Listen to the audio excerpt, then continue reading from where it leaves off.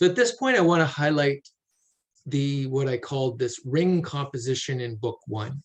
So ancient authors often use this, and you can search and you'll find these almost everywhere in ancient texts, both Greek and biblical.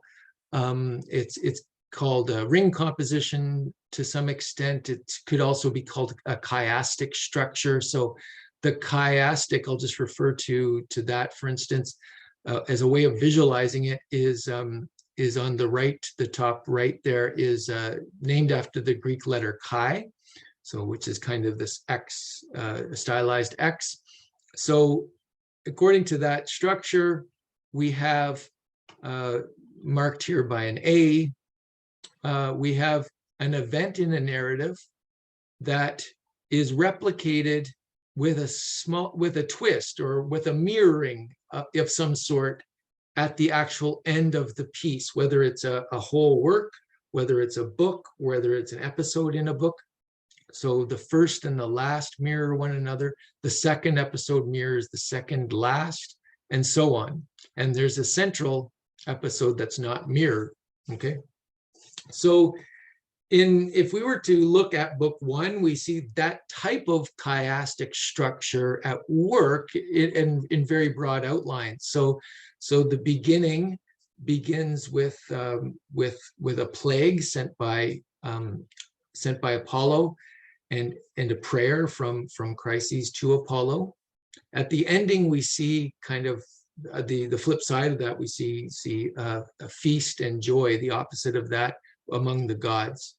So the second kind of episode there is a council of humans. It's council of the Greek men at the ships, trying to figure out what to do about this plague. And it's at this point that they decide that they're going to give back Chryseis, and that Agamemnon decides to take Chryseis.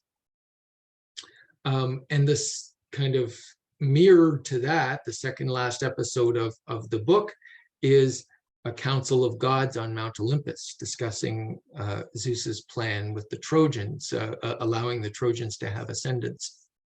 And then we have 2 mirrored episodes of Odysseus and Chryseis, him departing with Chryseis to take Chryseis back to her father, and then an episode with him arriving with Chryseis. And in the middle, we have the episode that I referred to where Achilles is pleading with his mother Thetis. So very touching moment of son and mother. So that kind of something to note in terms of, well, as I said, the Iliad, we'll see a bit of it in the Aeneid as well, of this conscious attention to structural detail, where especially ancient authors are assuming that readers are going to pay careful attention to these notes of structure, and let's say draw parallelisms, maybe get deeper meanings out of it. Okay, so the other thing to note here would be, in terms of that debate versus analysts and Unitarians that I mentioned in the introduction to Homer, is at least for myself, I see a lot of structure in Homer's epics. So for that reason, I am more of a Unitarian than an analyst. I see unitary structure. I see a design there of a singular poet, whether it's composing out of an oral tradition, that's most likely, but there has been a shaping hand, and it's not just pieces that have been randomly put together from different sources.